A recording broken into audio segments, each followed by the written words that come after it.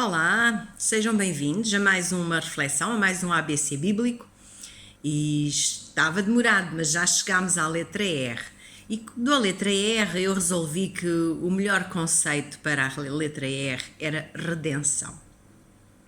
Redenção é o ato de redimir, ou o efeito de redimir. O que é redimir? Redimir é reparar algum dano, pagar alguma coisa que foi feito, algum erro que foi cometido, pagar, portanto, reparar o dano.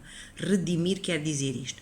Se redimir quer dizer reparar um dano e redenção é o ato ou o efeito de redimir, o que é redenção exatamente? E quem é a pessoa que pode redimir? Na Bíblia, em Romanos 6,23, está um versículo que diz: porque o salário do pecado é a morte e o dom gratuito de Deus é a vida eterna em Jesus Cristo.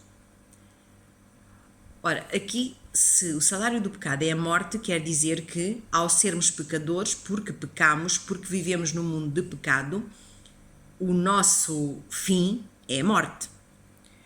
Para não ser a morte, tem que se pagar alguma coisa, ou seja, tem que se redimir alguma coisa. Ora, nós como pecadores não temos qualquer condição, não temos qualquer hipótese, possibilidade de fazer esse pagamento. E então precisamos de alguém que pague por nós.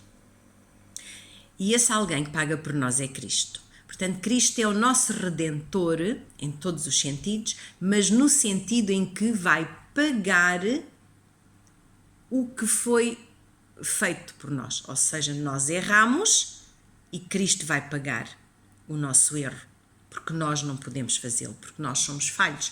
Ora, se o salário do pecado é a morte, se nós somos pecadores, como é que nós vamos pagar? Não podemos. Então tem que ser alguém que não seja pecador, que não tenha pecado, que faça esse ato de redimir, que faça essa redenção.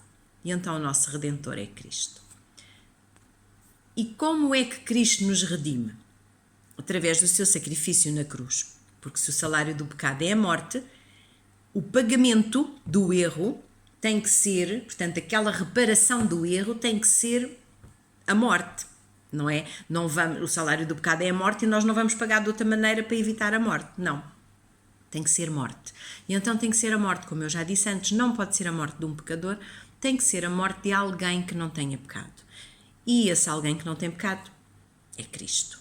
E porquê que é Cristo? Porque Cristo, como divino, como não pecador, era o único que podia realmente pagar pelo nosso erro, para que nós fôssemos libertados da morte, que é a consequência do pecado.